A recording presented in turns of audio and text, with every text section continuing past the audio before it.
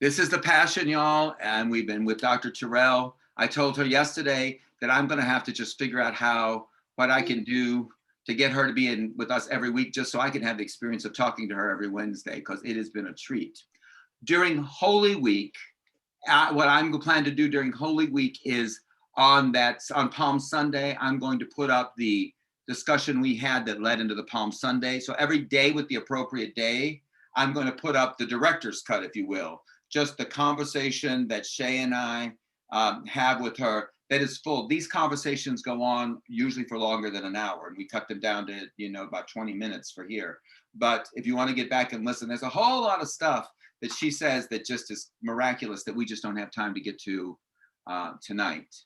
But speaking of which, we're going to go there in right now, and then we're going to look at the text. So I have to stop the share because we figured out that me trying to do this in PowerPoint is part of what the problem is. So I'm just going to show the film directly, and we're going to go from there. So give me us one more second here. Share screen, QuickTime Player, share.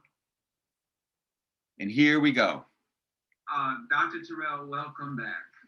We have been so grateful for all that you have brought to these discussions, and there's a whole Reverend Dr. Joanne Terrell fan club gather that's like huge, like close to having banners that we wave and stuff. So I just want you to know that we're very, very excited, very grateful for all that you've brought to these discussions, and we especially look forward to having you with us next week in person. Everybody's all jazzed about that. What I want to talk about with you, because I think this is really going to tie to your own work and stuff, is I don't think that we ever quite make the connection between this meal that Jesus has and what's going on in Jesus's story, with its tie to the Passover and the Exodus. That Exodus often sort of gets taken off the table, right? It is just like, oh, well, it was Passover. And this many Christians almost treat it almost like it was almost coincidental.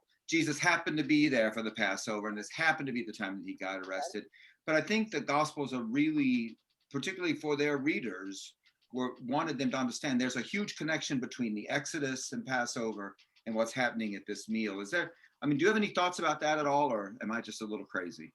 No, I don't think you're crazy at all. I think that the gospel writers are very intentionally connecting Jesus's narrative with the narratives that ground Jewish and Israelite history, and they're intentional about this meal in particular, signifying the um, the replacement in the Christian trajectory of religiosity, of uh, uh, replacement of the Jewish sacrificial system with the idea that Jesus's death is a sacrificial death. Mm-hmm. Mm-hmm. And that in both instances, it is God who provides the system of sacrifice. Mm-hmm. Mm-hmm. Is not just is very different from the cultural context of both, in which the sacrificial system is provided in order, in the larger context, is provided in order to appease God. Mm-hmm. So it's an objective sacrifice that's being implied in these other cultures, that God becomes the object of our worship and not the subject who is implementing a system whereby we might be made whole again. And so the in the Israelite system, it is God's provision that of the sacrificial system that makes it possible for the cult or for the group to find ways to reconnect with each other. Mm-hmm. And to reconnect with God, to atone, to at one with each other, to mm-hmm. become at one with each other. And in the Christian understanding, which is actually a kind of revamping of the system around the story of Jesus, their very conscientiously saying God provides this sacrifice. There's agency involved here. There's there's uh there's it's not just something that is passively happening to Jesus. It's his agency, it's God's agency, it's their agency together that reinterprets his death as a sacrament, as a sign of God's presence, as a sign of God's doing that will enable people to become again at one with God through the life and death, resurrection, and continuous intercession of Jesus Christ. So Just wondering, kind of, if we think about communion as sort of a reenactment of what Jesus did, which in many ways was a reenactment of the original Passover. So we are sort of reenacting a reenactment, right? mhm. What do you think we lose, or what have we gained in the way that Christians have sort of embraced this? I don't want to. I think what we lose is is the reason why we do it. What we lose is the reason why why we remember him in this way, and the reason why um, the reason why is not just a personal gift of salvation. We lose the communal sense of the gift of Jesus. That is, it's never been about Jesus as my personal Lord and Savior, even though we use that language. Is so antithetical to what Hebrew identity is, his own Hebrew identity was, that we are a community striving to be whole by being reconnected to each other. And we're also a community that's striving to grow, because the message of love doesn't belong to a particular province. It doesn't belong to a particular ethnicity. It doesn't belong to a particular religion even. The message of love can be carried everywhere. And so we lose a sense that is is just for me, that he died for me. We lose the sense of the pro nobis, the for usness of this death. Yeah. For a broader sense of who us can be, who we can be. So I think that's what we lose, especially if we don't know the linkages between this story and the story of the Israelites who uh, are adumbrated in the community of Jews. So I mean, Christianity is so thoroughly imbricated with individualism since its move away from its origin points. And it's sad that that's so. It's sad that that's so. I think, because and it's not just about my church. It's about the cosmos that of which Jesus is the Lord, of the looming cosmos. That's what it is. And we lose a sense that you know that um, I'm part of something even bigger than my church, and I'm part of something, certainly part of something that's even bigger than myself, but bigger than my church, bigger than my community, bigger than my denomination, bigger than My all nation. Yeah. Yeah. that my neighbor is everyone, uh, and that they don't have to be like in order to be my neighbor. Right. They don't have to to change from Islam to Christianity to be my neighbor. They don't have to change from Buddhism to Christianity to be my neighbor. They don't have to change from agnostic to being my neighbor. Because I think there's also in this connection, this Passover connection of the fact that God is standing with the enslaved people of Israel in the Passover. In my mind, I think the writers are trying to make connection with this idea of liberation and the idea that Jesus is not, as part of this sacrificial system, is also achieving what was set in motion the night of the Passover in the Exodus, right? This is the beginning of a liberative move where God is releasing. I'm trying to set you up, but I don't want to put words in your mouth. I mean, what are your thoughts about those kind of connections and the way that gets interpreted into our own, as liberation, theologians and believers? How does that work?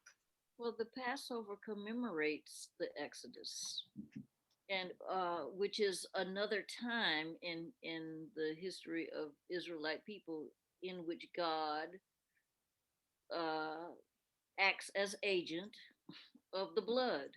Mm-hmm, mm-hmm. Acts as agent who has the authority over and the jurisdiction over blood, and who lives and who perishes because of what God does. Yeah. So and so yes, it's about liberation in the profoundest sense, about God's move in history. It's about God's intervention, eruption in the historical moment. And so I definitely agree with that. I definitely see that is the whole purpose of Jesus's mission, to come and set captive people free. Yes, I totally agree that this is about liberation in the finest sense. It's about enlightenment. It's Yes. in its own way as well. It's about being called out as the people of God. Uh, this is what this move is about. It's the establishment of the church, not as the institution, but the establishment of the called out people, the people who are moving towards a wider cosmological perspective as they go as to a wider freedom. The word salvation in Hebrew actually means to set in a large place. Mm-hmm. That Mm-hmm. means Yeah. emotionally set in a large place. That Mm-hmm. means physically set in a large place, to a new land. But then you're free then to lean into the covenant that you have made with God, to not oppress the stranger, to be welcoming, to let everyone be a part of this community that that loves and worships the true and living God. So I want to connect that thought with your earlier thought about a cosmic understanding of community, right? Where maybe the original Passover narrative is designed as an identifying narrative for that group of people. Well, I think maybe when Jesus takes the Passover and sort of re-sanctifies it. He busts the paradigm wide open. There you go. Yes. Yes. Yeah. Mm-hmm. Shay, you're dying to say something. What? Oh, I'm just thinking about this idea of community, right? And even Dr. Terrell talking about this salvation as this sort of spaciousness, right? I think about God setting the table for us, right? Let's draw the circle and draw it wider still. I think creating space for other people, and that word community, as we noted, that prefix COM means with or together. And so this idea that, that we're becoming with, right? That we're becoming with one another. And I think Jesus models that. And I think, the one thing that I keep thinking about is, Dr. Terrell, the first week, I think you said, when love is truly real, it finds a way to give itself away to the other. And I'm thinking about Jesus pouring the cup out, and I'm thinking about who's sitting around the table with him. And of course, party of 12, or no, let's make it bigger, right? Let's invite people. And that is so characteristic of Jesus, saying, hey, Zacchaeus, I'm gonna come sup at your house. Or, he was always eating. And I think there's something beautiful about this idea. And in a covenant, is this idea, I think where we're just coming to terms with how we can relate to one another, right? We're making commitments to one another for how we can all flourish. We can commit to the work of love and of justice in the world. And it's at the table where all of that sort of comes together for me. So I'm just listening to what y'all are saying. I got a lot of images floating around my head. Yeah. Let's talk about that pouring out. That's a thing that I'm always fascinated with, the Philippians hymn, right? Where, Christ being made in the likeness of man, took on himself the form of a servant, humbled himself, emptied himself, is really what the verse is there. The kenosis, emptied himself. And I really believe, for me, every time that I do communion, and there's that moment when, as doing the institution where I pour the wine into the cup, there's something in me that is just so impossibly moved. Because can I just say, I just love that text in Philippians, because it's a hymn. It's a hymn in the life of the early church, and I can just see in my mind's eye the people singing this in the catacombs. Yes. I can just, as they're expressing their absolute awe and love for Jesus through this hymn, and expressing something about his worthiness to be praised, something about his worthiness. Uh, Consider Jesus, who, though he was in the form of God, did not count equality a thing to be grasped, but he emptied himself. He poured himself out. He made himself of no reputation, and that's hard. It's hard, I think, for postmoderns to think about pouring oneself out and and figuring out a way to still be whole, to still be self-loving, all of those things that we know are healthy. To pour oneself out, I think to be able to do that, you have to be healthy in the first place. I don't mean the kind of self-sacrifice that doesn't consider oneself. I think is to know yourself as an empowered witness, to know yourself as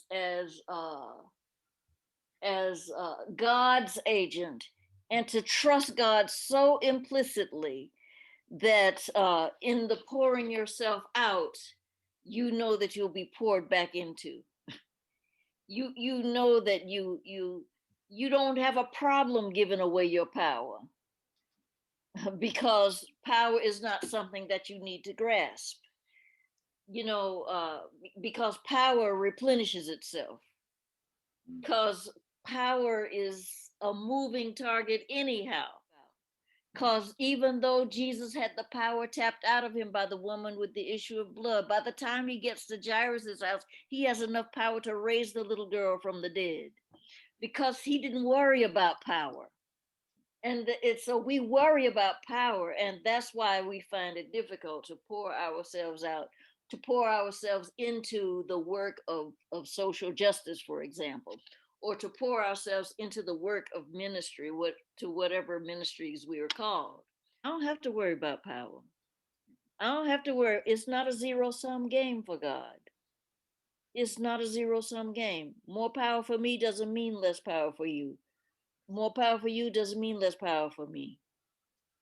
More power to you. That's more power to you. More power to you. Can we make that a benediction? More power to you. More, more power to you as we bless people. More power to you. More joy to you. More peace to you. More to you. Not less, because I don't have it in this particular moment. But Jesus teaches us profoundly by his absolute trust in God to be able to pour yourself out for humanity, to be able to pour yourself out for your ministry, not in terms of the hermeneutics of sacrifice, but because you know you are bearing sacramental witness to a God who is, and a God uh, who without fail empowers, without fail.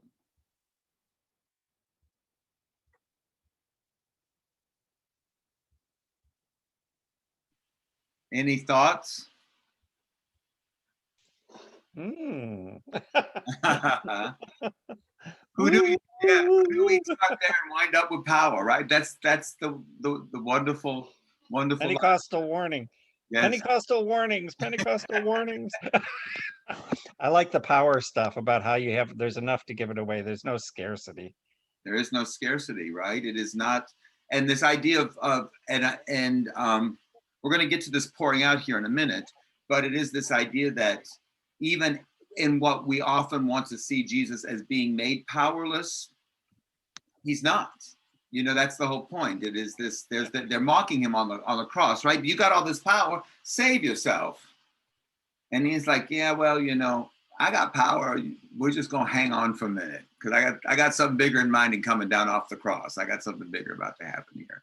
There is this interesting idea. Any other thoughts that you had about anything else that threw you? Any questions that you had? She was treading some pretty deep water tonight.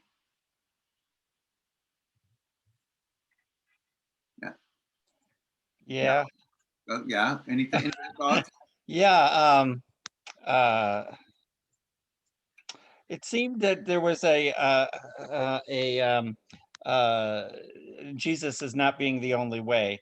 I know that's an old thing. We beat it, and I understand it, and I don't have the knowledge or the mind of God to know what God's ultimate plan is. And there's lots of schools of thought on that. So that was interesting. You know, God knows who is hearts are with God. Mm-hmm. Yeah, that's just controversial. I think what she was getting at was that this community and this calling out, and we'll talk a little bit about that too. This idea, this sort of, it's like a reclamation of the Exodus story by the Christians, and thought about there's a new people that are being brought out, right? And what she's saying, if you go back to even to like the John 3:16 text, God so loved the world, right? And it is this idea that God's love to the world is being made possible. That we are the agents of God's love to the world. It's really less about who's right or who's wrong, then we are not in any way restricted in who we could love. If you go back even to the sermon on about the Samaritan, there were challenges between the Samaritan community and the Jewish community about who God loved. But the call on the Christian is to say, God just loves everybody. This is our job, is to just be and reflect that love. So it's less about that's why she says it's not about my denomination, my church, no, none of that. This personal thing, it's bigger than that. It's where she's headed with that. I So see. I like Go ahead. I like her use of at one meant. Yes, we're going to dig into that. That is the whole purpose of everything that we're about to tear into this week and next week is a reconciliation, not just between us and God, but in the community. The fact that this community that has been there's potential for us to all be brought together. Anything else? As opposed to atonement. Atonement, yes. At one meant as opposed to atonement. Yes, Linda? When she said to pour yourself out, you need to be healthy in the first place. Yes. So you're healthy enough to know that you'll be replenished. Yes. And it isn't done out of fear or out of, I don't know, a lot of church stuff that I've grown up with is you have to sacrifice yourself, but it's more of a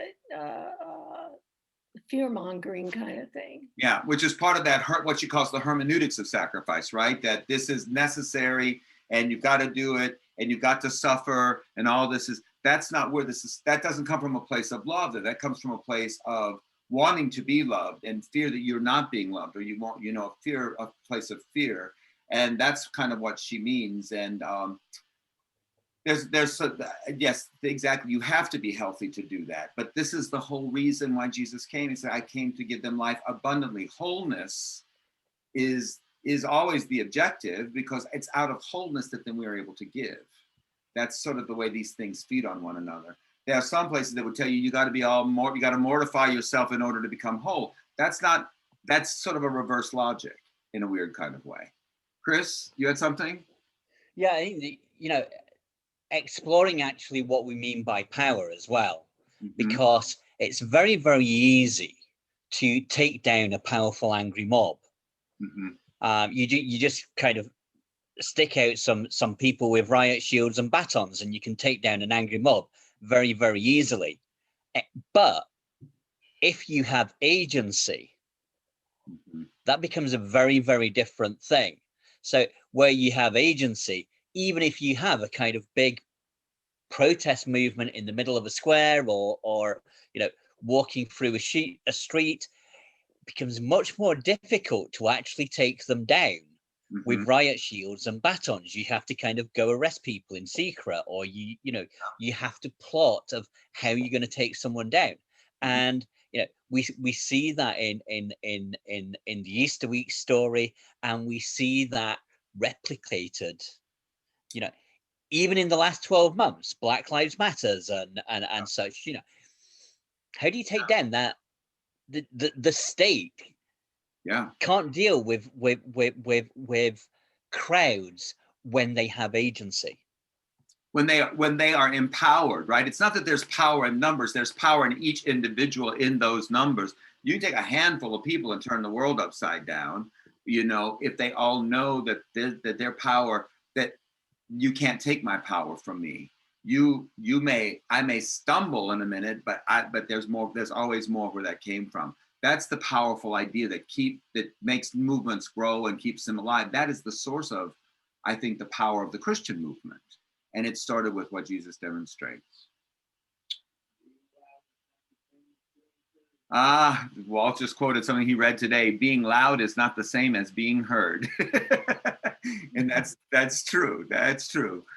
Hang on, I'm going to go back into our slides here for a minute, because we're going to really dig around in some of this. So this is the text. Let me see. Let's get a reader. Gloria, could you read for us? Oh, you get to read all the time. I know it's like, good, shoot, I'm here sneaking in. But I got two Glorias. How about if I have Gloria Wiltshire read the first column and Gloria Cox read the second column? How's that? Is that possible? Can you all see it well enough? Yeah. Good. Gloria, you got your audio on? I don't know if she's got audio. Oh, let me go back. I'm about to give myself away. Okay. Let me see. Gloria Cox, why don't you start? And then we'll see if Gloria, we may have lost Gloria the other way. Okay. Okay, so this is Gloria C. Gloria C, there you go. On the first day of the festival of unleavened bread, when the Passover lamb was sacrificed, the disciples said to Jesus, "Where do you want us to prepare for you to eat the Passover meal?" He sent two of his disciples and said to them, "Go into the city. A man carrying a water jar will meet you. Follow him. Wherever he enters, say to the owner of the house, 'The teacher asks, where is my guest room where I can eat the Passover meal with my disciples?' He will show you a large room upstairs already furnished. Prepare for us there." The disciples left, came into the city, found everything just as he had told them, and they prepared the Passover meal. That evening, Jesus arrived with the 12. During the meal, Jesus said, "I assure you that one of you will betray me, someone eating with me." And there's Gloria. She's moved over to Jan's phone. Gloria, do you have audio? Let's unmute yourself and come on in and finish the reading then. Okay. There you go. Deeply saddened, they asked him one, "It's not me, is it?" Jesus answered, "It's one of the 12, one who is dipping bread with me into this bowl. The human one goes to his death, just as it is written about him. But how terrible it is for that person who betrays the human one. It would have been better for him if he had never been born." While they were eating, Jesus took bread, blessed it, broke it, and gave it to them, and said, "Take this. This is my body." He took a gulp, gave thanks, and gave it to them, and they all drank from it. He said to them, "This is my blood of the covenant, which is poured out for many. I assure you that I won't drink wine again until that day when I drink it in a new way in God's kingdom." After singing songs of praise, they went out to the Mount of Olives. I love that they end with the praise service. There's something about that I just love. I don't know what that is. That is me being Pentecostal. I just love the fact that they put, they just did a little song before they left. I'm going to take us to another of my favorite professors, the late Ted Jennings. He taught me this Gospel of Mark. He taught me all the Gospels, but he told us to read Mark quickly. Pick it up and read it like it's a detective novel or like it's Pulp Fiction. And what I love about it is that you see this is kind of the world, this kind of lurid world, right? That he's trying to evoke here, because Mark is written in a very urgent kind of way with very short sentences where people are doing all kinds of things, and there's a lot implied that never gets spelled out. That in the other Gospels, Matthew and especially Luke and John, of course, everybody talks all the time. But in these books, they just explain everything, what's going on. And Mark sets this story up. We're going to go do this dinner. We're going to have Passover together. Go talk to somebody. He sends 2 disciples. He doesn't gather everybody up and say, "I know we're this guy's going to give us a room." He tells them to go make it ready. There is this sort of like something's going on, but we can't let everybody know what's going on yet. That's humming underneath this story. There's this mystery, this sort of drama, this kind of Pulp Fiction kind of thing going on. He sends 2 disciples, "Go get this room, get it ready." Now, why does he do that?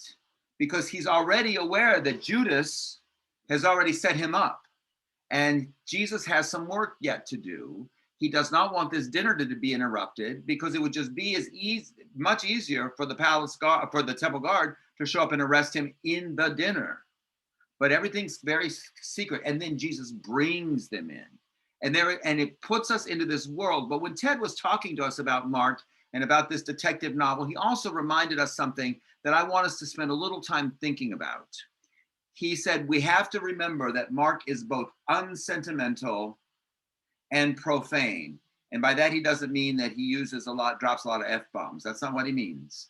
He means, when we talk about profane in this context, it means the ordinary stuff, the common sights and the common sounds and the common smells and everything that's common around us. It's not sacred, it's profane.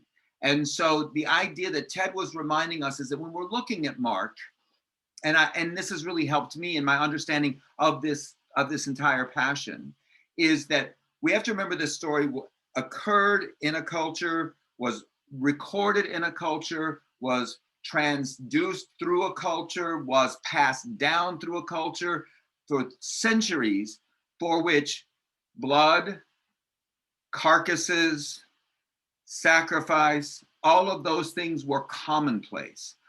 We were not an urban culture until the middle of the 20th century. So people were death, animals, bloodshed, all of the things that go into this story that we kind of, our modern and postmodern sensibilities go like, let me hold my nose from this. Other people's like, yeah, you just gut the animal. You just gut the animal. That's what you do. That there is blood. Think about this. Some of us are old enough to remember having to go to the butcher for your meat, as opposed to getting it all wrapped up and shiny in the little plastic packages at the supermarket, where you would go in and there would be all kinds of stuff hanging there. You wouldn't even know what that was. And they're making sausage out of stuff you didn't even want to see. We were much more attenuated to the makings of this story than we have become in our modern and postmodern world. And as a consequence, we are losing some of the urgency and the access of this story by trying to take the blood out of it. Okay? I really want us to understand that, because there's always a big debate, especially among us good old liberals, about just how bloody our religion needs to be, and we want it to be as bloodless as possible. Please, don't get it. Oh my God, some of us would have to leave a service if we went there and they pulled out there is power, wonder working power in the blood. Oh, what does that mean? Why are we singing about blood? That is a new phenomenon, y'all. That's something we need to deal with ourselves, because until 1950 or so, blood was all around us. Blood was not such a horrible thing. Violence was part of daily life. And what we have to understand is this story is told to people in such a way who are not immune to it or not even numb to it. It's just what it is.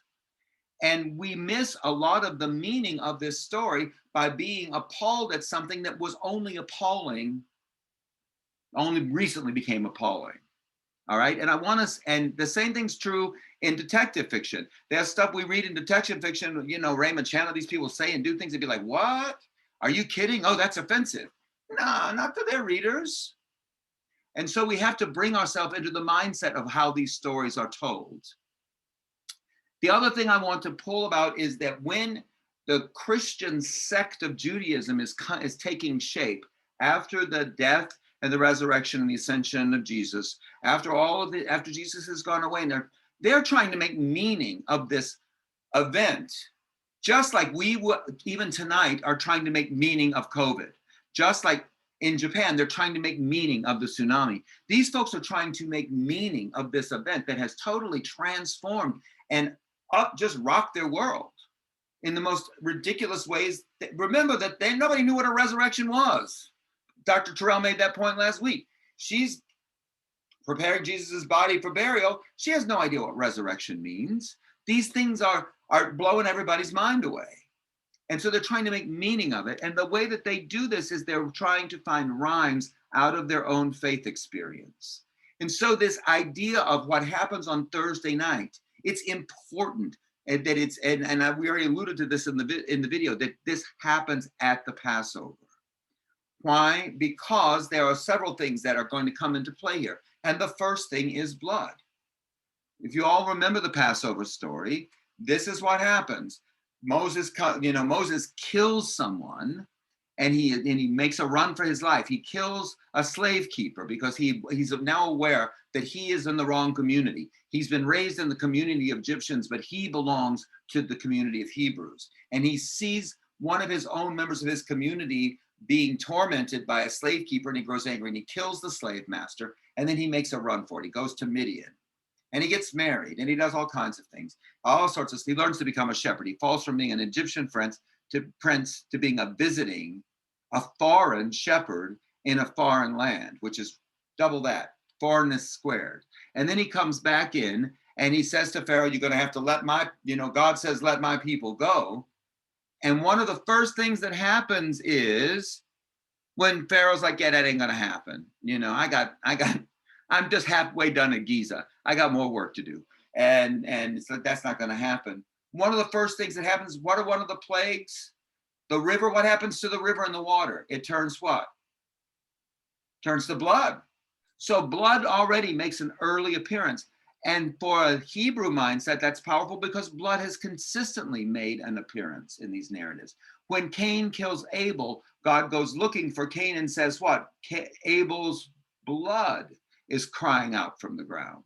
When God makes the covenant with Abraham, it is known as a blood covenant, and we'll get to that in the morning. This blood idea that we get so nervous about, we're on the other side of too much violence in movies, and we're getting all of our meat wrapped in a supermarket with blood. These folks are going like, blood is important. Life is in the blood.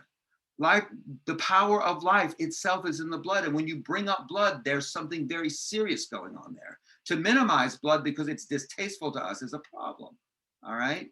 I say this as someone who also survived the AIDS crisis, where I understand that the fight for life happens in the blood.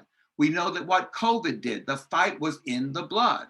This thing got into our blood and then would invade our lungs. So blood is important, and we can't minimize that. So when they're trying to make sense of what Jesus is doing, they know that Jesus is becoming essentially the new path.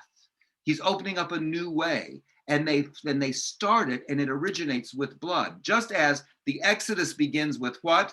The angel of death is going to come through, and if there is not blood on the doors, if there's not blood on the lamb is slain, blood is taken out, the lamb's blood is wiped on the doorpost, like you see here. That's the first move that gets them into the deliverance through the Red Sea and on their way to the promised land. That blood is what triggers everything that follows. In the same way, when Jesus pours the wine and says, "This is my blood," this is the triggering event that leads through all of the blood that is shed on Calvary, that leads into and out of the tomb. And the tomb in many ways becomes a reflection of the Red Sea, just the same way that what happens at the Passover meal, which reenacts this act of blood, this is what triggers that event. Am I making sense here? Y'all following that? Because what we lose a lot of times is we just think, well, it was they happened to go in for Passover, and that's why and then they had to have a feast, and and then Jesus gets arrested. This stuff is all fiercely connected. It is all deeply, deeply connected, and it's deeply connected to the idea that God moves in history, that God comes to the aid of God's people, that God is always up to something. God is always doing something in the world that often looks horrendous, but in many ways often turns out to be life-giving. We're going to look back at this last year that we've spent, and we will be able to see what happened with Black Lives Matter, how we watched the chaos of the end of the Trump administration be transformed into what is turning into this real positive effort and this sort of uniting of the country. We're going to look back and see that God was at work somehow in this. And it's always about going through. God is always providing. And that gets back to this idea, and I really want to hit this and I'm going to move on, that Dr. Terrell talks about in terms of the difference in sacrifice. And I really want to make sure that you understand what she was saying there, because she kind of glossed over it. In other cultures outside of Israel, the idea of sacrifice was to make angry gods calm, or to make unhappy gods happy. So you would sacrifice things. In Rome, the more powerful you were, the more outrageous your sacrifices got, and the more crazy it got, because you were really trying to appease gods who were giving you all kinds of blessings and power. In the Palatine in Rome to this day, there are the ruins of a temple that was a blood cult temple where senators would go, and they would lay on a floor, and the animal would be slain above them, and the warm blood of the animal would wash over these senators. Now that's gross for us, but that's how impassioned they were, and they were doing that to please their gods. The difference, and this is so important because this is fundamental to our Christian faith, is that in the Israelite culture and then in the Christian culture, the whole thing is reversed. The sacrifice is not about trying to appease God. This is a mode that God gives us to come together in community. The sacrifice is reversed. It is not us trying to please God. It is God finding ways to bring us, to Mary's point, at one, bring us back together, to reconcile us with one another. And sacrifice originally was used as a means of correcting errors within the community. So, let's say, I don't know, I did something terrible to Bobby. I don't know, I did something awful to her. I can't even imagine doing such a thing. Couldn't imagine doing it to any of you. But I did something terrible to Bobby. She would go to the head of the community and say, that Tim, he just showed up and went right in my barn and took all my livestock. It's all over at his house now. I don't have anything. And then they would come to see about me, and they would say, have you done this? And if I was, there would be this whole conversation. And then I would have to, when I was then convicted of my wrongdoing, my first job would be to take a sacrifice and have the sacrifice made so that I could go back to and come back to Bobby and say, I'm sorry, I apologize, I've made the sacrifice. Now here is the provision for the meal that we will eat together to be reconciled. Y'all see that? So sacrifice is never, if we want to tell this story about, this is always about like us, Jesus became a sacrifice for us to get to God. No, Jesus became a sacrifice for God to get to us. That's the way that works, and bring us together. And so when we get into these stories, what we're doing is that Jesus becomes another way out. And he's referred to that in the text. Jesus is the new Exodus. He's the new Exodus. And quite often the Gospels, well, if you think about the story of the Transfiguration, he's up on the mountain with Moses, the leader of the Exodus, and Elijah, who famously trumped all the competing gods around Israel with the powerful sacrifice that he offered on Mount Carmel. So there is this idea that Jesus is in that kind of company. Yeah, do you see the difference? And that changes the way we feel about this stuff. So you have one body in terms of Jesus, many lambs, all divinely provided. And so what the early Christians did, they took all of these narratives about sacrifice and they just threaded them all together. So you have the Paschal or the Passover lamb, which was slain to give the people the blood to put on their doors, right? Back in the Exodus. And every year at Passover, to this day, there is a sacrificial lamb that is offered officially to start the Passover. There is a sacrifice that is made. All right, and so the Paschal lamb is slain for that bloodshed that then becomes a sort of a commemoration. If you look back at the text that started, it said, and when the Paschal lamb was slain. So there's a slaying of the lamb in the temple, right? But there's also, in the temple, there's also a feature in terms of bread, and bread is also sort of seen as a parallel. And so Jesus is playing with bread, breaking it in the same kind of sacrificial way.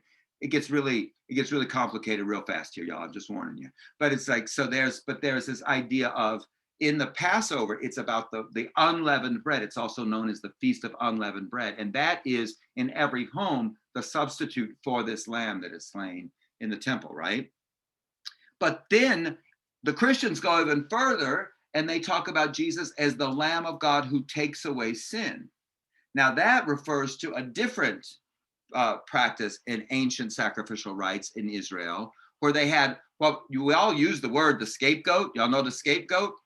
The scapegoat was, they used goats, but sometimes they would use a lamb. There would be two lambs at this time, and there would be a rite where they would take the lamb and send it off in the desert. They didn't kill the lamb. They sent it away as a symbol of something carrying away the sins of the people. And so Jesus also assumes that, guys, as the Lamb of God who takes away sin. So you have the slain lamb and the lamb that wanders off to take away the sin. And then the third one, though, in the book of Hebrews is you have Jesus as a living sacrifice by a new and living way, we're told. So Jesus becomes the living sacrifice. So these are really powerful kind of ideas that are floating around, that Jesus figuratively begins to move in what? If we go back to the idea of sacrifice, and finding and opening routes for us to be reconciled to one another and to God, at one with atonement. And then we get to our favorite topic, right? Because Jesus says this thing, this is my blood of the covenant, all right? Which is what? Poured out for many. This is where we get into this idea of this pouring out that we were talking about. Here's the text that we were referring to in the conversation with Dr. Terrell. Though he was in the form of God, he did not consider being equal something to exploit, but he emptied himself, taking the form of a slave by becoming like human beings. When he found himself in the form of, I gotta see what my words are here, in the forms of a human, he humbled himself, becoming obedient to the point of death, even to death on a cross. You all have been with me enough to know that during communion, I often say that Jesus loved us, what? To the death, right?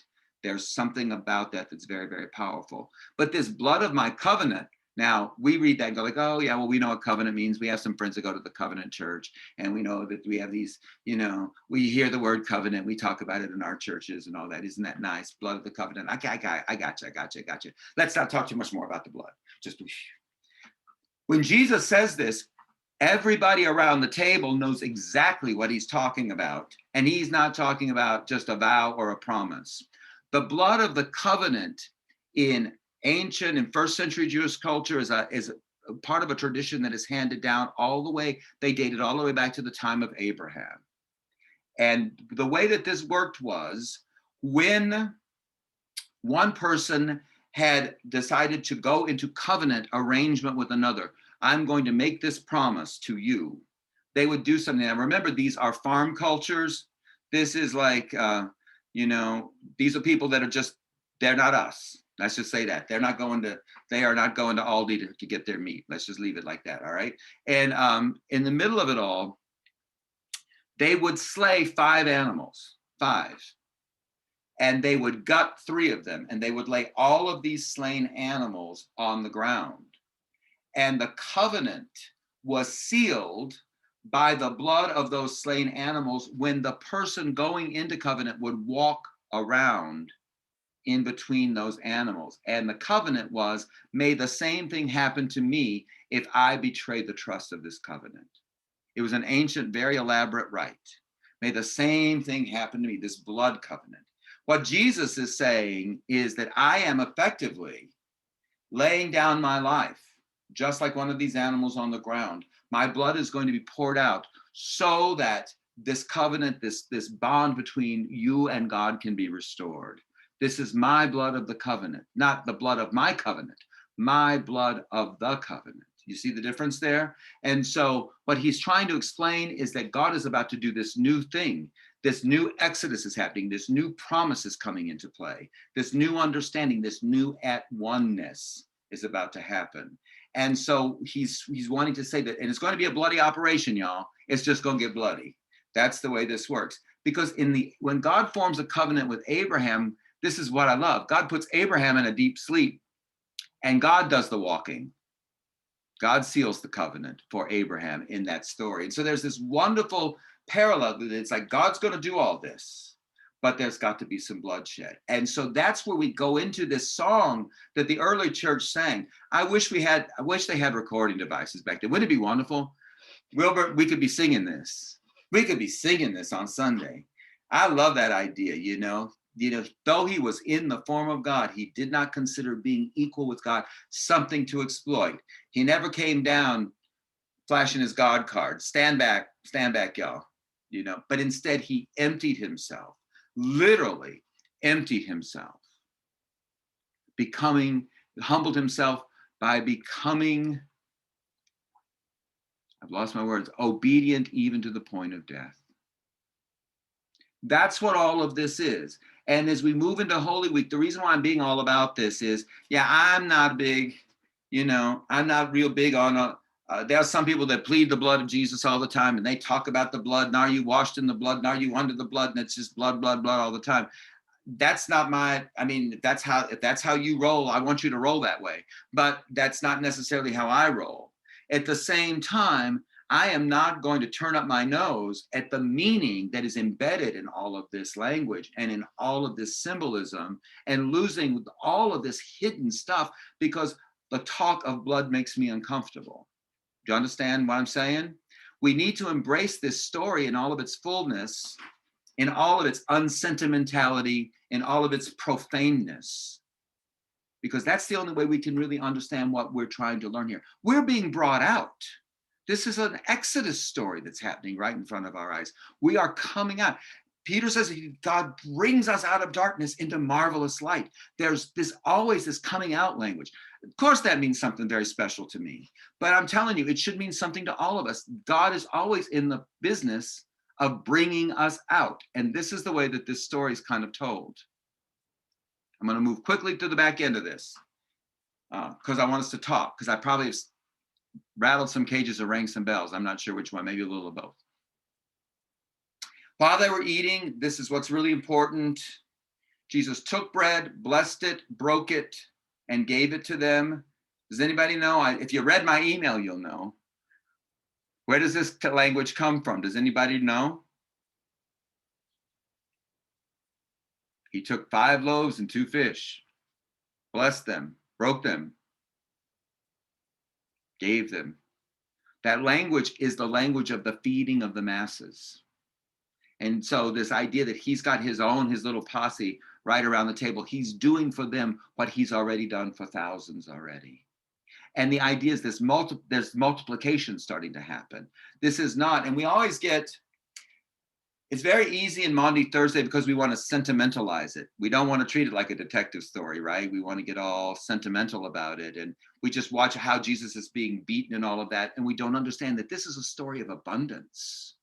This story begins with a move of abundance. This bread is being, it's being blessed and it's being broken. It's taken and blessed and broken and given.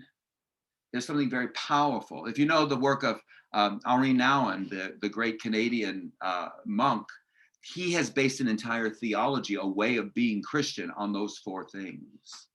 And we should look at Nouwen sometime because he's really good. But it's this idea that what Jesus is doing here he's already setting up echoes within his own ministry. There's the echo of Exodus, and there's the echo of, again, divine provision and miracle. I'm not going to spend a lot of time on this. We don't even need to read this. But what happens is we know that Jesus is praying in the garden. We know to bless the disciples. They've had a big dinner. They've been drinking. They've been singing. They go out. Jesus wants them to pray. And what they do, I don't really hold it against them. I'm so sorry. I just don't, because try to find me after a big dinner. I'm off somewhere snoozing too. I understand that. And at the same time, Jesus is very, very, very, obviously very riven by what's going on. And he's like, Abba, Father, Papa, he says, for you all things are possible. After being poured out and saying he's being poured out, look what he says, take it away. There is this moment where this is the moment, like John was talking about, where it feels like his power has gone, right? But it's not what I want, it's what you want. And now he's going to begin to see his power come back. And then here comes Judas. And all of a sudden, this man who is crumpled, saying, I don't want this to happen. All of a sudden, here they come, here come the palace guard. And I love this because Jesus kind of gets mouthy. It's like his power's already back, right? Here they come for him. And it's like, there's this kiss, all of this subterfuge, all of this stuff is going on. And, there's this, one of the slaves cuts off one of the slaves gets his ear cut off, all this drama's happening. And Jesus just looks and all of a sudden he's got power again. To Chris's point, he's got agency, Have you come with swords and clubs to arrest me like an outlaw? Day after day, I was with you. I was teaching in the temple, but you didn't arrest me. Well, okay. And he effectively gives them permission, but let the scriptures be fulfilled. He resumes his agency. Much the same way, when I see this moment, what I mentioned, I flash on is the Tiananmen Square moment. I flash on that moment right there, where somebody's just standing up and saying, okay, you're not going to just get to roll right over me. You're going to have to give an account for what you're doing. There are those moments where Jesus he exercises his agency. And then the last thing I want to talk about before we get into an open discussion, because I'm hoping that some of this has stirred some thought and some ideas in your own head, is that one of Mark's repeated theme is bless their hearts. It's just bless their hearts. Every time we look up, the disciples, we can see what the disciples should be saying and doing. And every time we look up, they just can't get it right. And we've alluded to this, but when you go back, and I would really encourage you during Holy Week, just go back and read the whole gospel. It's 16 chapters long. It's not very long, and it's really exciting because it's breathless. Boom, boom, boom, boom, boom, boom. But here they are. Again, he left them and prayed, and he repeated the same words. Are you going to watch and pray with me? That's what he's asking. And again, when he came back, he found them sleeping. Again, 3 chances. They get 3 cracks at this. And they didn't know how to respond. They couldn't keep their eyes open. They didn't know how to respond. He came a 3rd time and said, will you sleep and rest all night? That's enough. The time has come for the human one. He keeps pointing to his own humanity. This is not like they're going to come get me because I'm God. They're coming to me. They're going to do me harm. The human one is going to be betrayed into the hands of sinners. Get up. Let's go. Look, here comes my betrayer. And thus it's one of those kind of moments where you wake up and they're like, huh? You ever had those wake up in the middle of the night? It's like, what's that boom? What's happening? Huh? Huh? And here they go. They're about to watch this person they've been following. They have left their jobs. You understand this? They have left their families. They have been on the road with this man for 3 years. And all of a sudden they're like, huh? They're about to see this all fall apart. And Mark is not kind about this. they're living in this own sort of state of denial about what's going on. You know, Jesus he's been telling them all along, it's going to happen, y'all. We're going to go into Jerusalem. It's going to happen. Everything I've been warning you. And it's like, huh? Sleep? What? And so sure enough, here comes Judas with the kiss. And they grab Jesus and they arrest him. So Judas fails. But I want us to take one little minute of thinking about Judas and what could be driving Judas to do what he is. We want to paint Judas as just like this villain.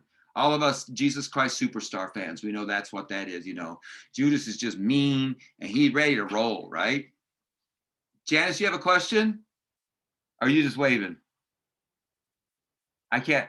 You got to unmute yourself, love. Anyway. I will get, okay. But you know, we all Judas is the villain of that piece, right? And we want to paint that. But Judas has a stake in this. He has a claim. He has a belief that what's right and wrong. And we can never underestimate that Judas is thinking that he's being faithful to what he set out to do. And that makes us re-understand the makeup of this community around Jesus.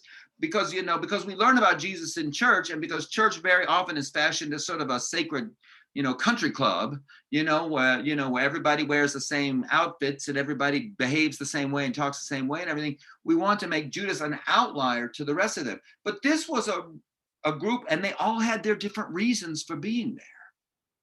And Judas lives into his reason. I'm not excusing what he did, but I'm saying that there are times that people are driven to be so faithful to their worldview that they actually can create more harm. In the time of trying to do good, they can create more harm, except we know that it turned out that it wasn't in the end, that this turned out to all for good in the end anyway. But I'd never want us to just write Judas off.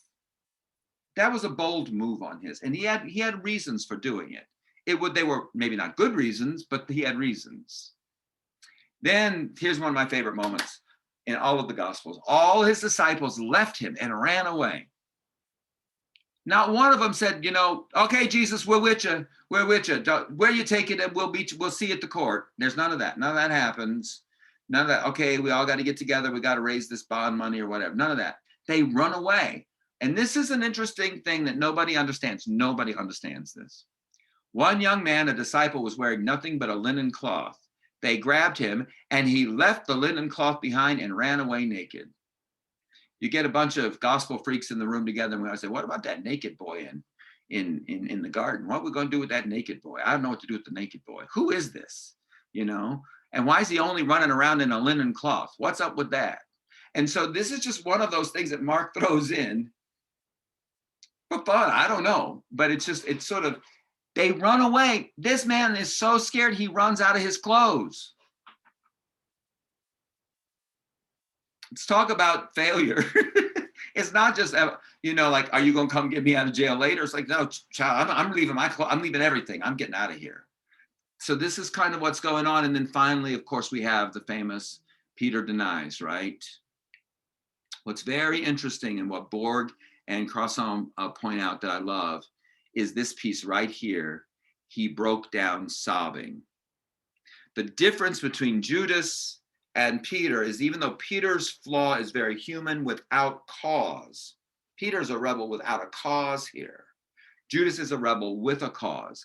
Peter is able to recognize his error and grieve it. We don't have any record at all of Judas ever regretting his move. The story is he hangs himself, and we want to romanticize that, but there is never any repentance that's ever seen out of Judas the way that we see repentance right away with Peter. And that's why Peter goes on to become the hero of the story after Jesus, while Judas gets replaced. The first act of business in the book of Acts is finding somebody to replace Judas. And that's the interesting piece of this whole story and the way it's told. So I've done, so I want to ask you all now. Meanwhile, by the way, this is something else to keep in mind by next week, because next week, Joanne Terrell's going to show up and she's going to mess everything up. She's going to mess you up in a big way with this crucifixion stuff. Get ready. Invite your friends, because they're never going to see the crucifixion the same way again by the time she's done with it. But Meanwhile, Jesus is taken to court. And I want us to remember something that's very, very important about this story that gets lost, especially in those awful movies they made in the 50s and the 60s about the life of Jesus, those, where there's Jerusalem is this really wonderful place with palaces and thousands of people are everywhere, right? That's not the way this went. Jesus is brought into court after he's arrested in the middle of the night. This is a court, this is a kangaroo court that convenes. It's a sham court. This is not an open trial. Jesus is on the cross by 9 a.m, according to the Gospels, which means that all of this running back and forth that we're going to talk about on Friday, where he goes to, he goes to Herod, and Herod says, I don't got anything. You go to see Pilate. Pilate says, never mind, I can't do anything with him. You better go see Herod again. Herod says, I don't know what to do with him. Give us Barabbas, crucify him. All that has happening at like 5 and 6 in the morning. This is not prime time behavior with thousands of people, mobs coming. This is something that is happening under the cover of night. This is something that's happening when nobody's looking. And it's not that big an event for Jesus to show up on a cross because people were hung on crosses all the time. It's not like the whole city showed up for this crucifixion. That's what makes this story so powerful to me, is its profaneness, its ordinariness. And we always want to make it this big epic thing and launder it up, or else do the Mel Gibson problem where we make it so gross it makes everybody, you want to throw up. There is something very ordinary that's happening that is being transformed. And that's what we want to see happening here. All of this is happening in the way that these folks operate. They just sneaky. This is the throw rocks and hide your hand crowd. All right, that's who's taking care of this.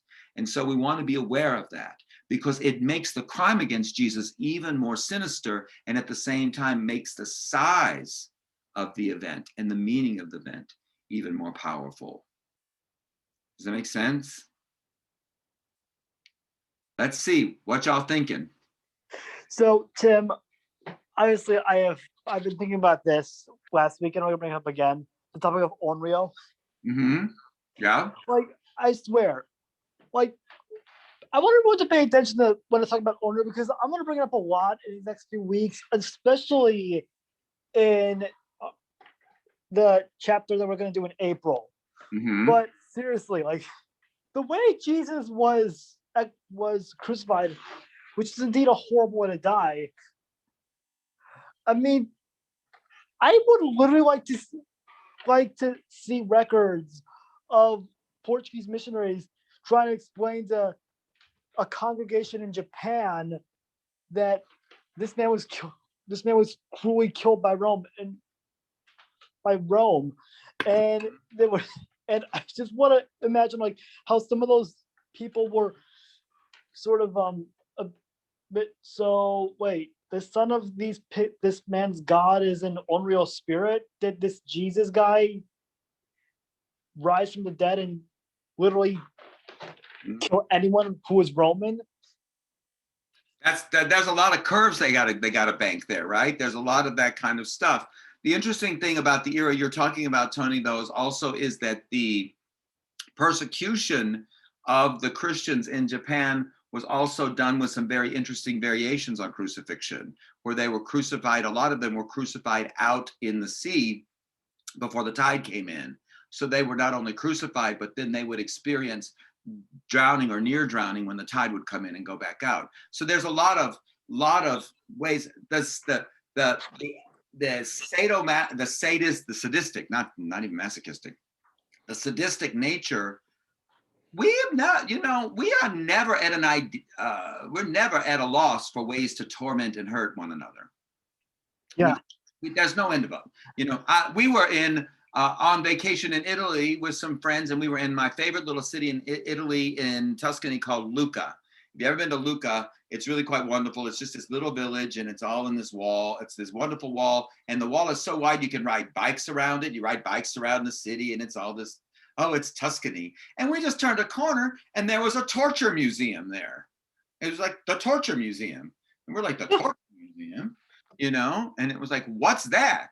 And then it was like, well, we sort of have to go in there because it's like, we're in this wonderful pastoral part of the country. Why do they have a torture museum? And they had just collected all of this stuff from medieval days forward.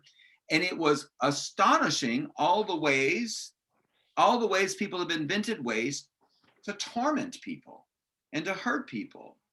I think what we have to understand in this story is, though, that the crucifixion was not made to give us a gruesome climax to the ministry of Jesus. It was made to show us how mundane, evil, and pain and suffering, and how governments can work with religions and everything else to bring about tremendous pain and agony, and visit it not just on one individual, but on an entire community. They knew that they were attacking the leader of this sect. They knew that. They knew that they were creating suffering that was beyond human, that it was going to be the same way that, I think we could almost, the translation might be for those of us who have lost folks in the COVID epidemic that think that this could have been avoided had there been better administration and better healthcare, right? Those kinds of things. Though that pain that we feel, that was what resonated through the community. So when we try to make the story of the Passover, this Passover feast and the arrest and the torment that Jesus undergoes overnight and the cross, when we try to make it something extraordinary, we lose what Hannah Arendt called what was it? It was like she had a phrase for it that was wonderful. It's like the something of evil, the banality. Wasn't it banality? The banality of evil. Yeah. Thank you. The banality of evil. That's what we're witnessing. This evil is not so extraordinary that it was just saved for Jesus because they thought Jesus was God. Jesus was just in their way, and he was confronting them, and he was using his power, going back to Joanne's comments earlier, he was using his power to stand against corruption and evil and all of the things that were, exploitation of the poor, all of the things that he was doing, all of his messages, and he was preaching a new reality. You got to remember that. He's preaching a new reality. Was it last week that Joanne Terrell said he was guilty of sedition? Let's not say that they killed an innocent man. Jesus was guilty. He was saying there's a different kingdom in an imperial situation. He was an insurrectionist, y'all. He was an insurrectionist. All right? And he was guilty of that. And what happens to insurrectionists is they get hung. They get hung on a cross. And so what we want to realize is the brilliance of this, though, is that if we go to and look at the cross and look at the passion, and we're going to get lots of this next week, but if we look at this as what we were talking about, that this is God's provision for us to create a way that we can all become reunited and come back into a community and do the work that Joanne was talking about, is becoming a people of love and moving love into the world. That act, it sort of boomerangs, right? It backfires, because instead of stopping it, it actually it was like it just poured gas on the fire. Does that make sense? What do we struggle with this story? Who's in charge? Okay, say more. Well, you say Jesus is God. He owns the world. Why is he? Who's the insurrectionist? Well, but Jesus is also a human, right? Who's rising up against earthly power. So this is also God. You could say, as God is also taking a stand against earthly power. The same way. Remember that for a long, long time, the way that God spoke to human corruption and religious violence and all of those things was through the prophets, but they did not listen. God would send prophets. And there was always, and a lot of times there were these wonderful stories where the king had his favorite prophet. I won't call anybody by name, Paula White, and had his favorite prophet. And then there were other prophets that would stand up and say, I know you got your prophet on staff, you got your staff prophet, but the word of the Lord is coming to tell you.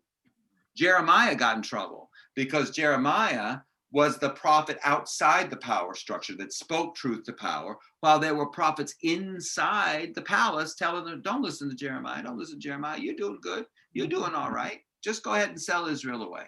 Go ahead. You see, and so there was the prophets, but they did not listen to the prophets. And that's the story, that's the tragedy. I've told you this story before. When I sat in Rachel Mikva's Hebrew Bible class, she said, well, okay, we're going to read the prophets, but I want to tell you they didn't change anything. And that's the woe of the prophets, right? Any other thoughts? It's 9 o'clock. I won't keep y'all. But any other? Just one quick thing. Yes, ma'am. I like what you said about Judas.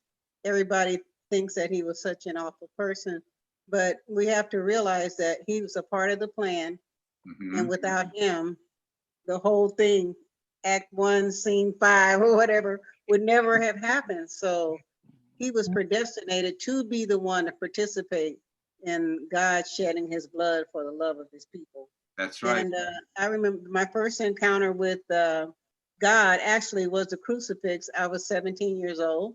Mm-hmm. And I've been to church for many years, but I wasn't listening Mm-hmm. particularly. But one time I was just reading the Bible and I saw Jesus on the cross and I started booing. Mm-hmm. And my mother came in and said, what's wrong? I was like, they killed him. And that's when she explained to me, which I had heard many times before.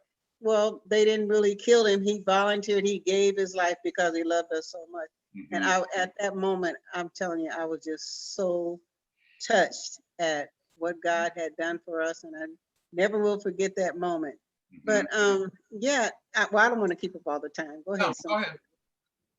No, I was just going to say that the crucifix, the whole story is just fascinating. Mm-hmm. And it's just amazing that they came to arrest him and everything, but it's like, that was his choice. He laid down his life for us. Nobody could actually kill him if had he not volunteered as God's son. That's the poured out. That's the idea, right? Right. This is going to happen, right? He Right. keeps, because if he keeps saying, we got to go to Jerusalem, they're going to arrest and kill me.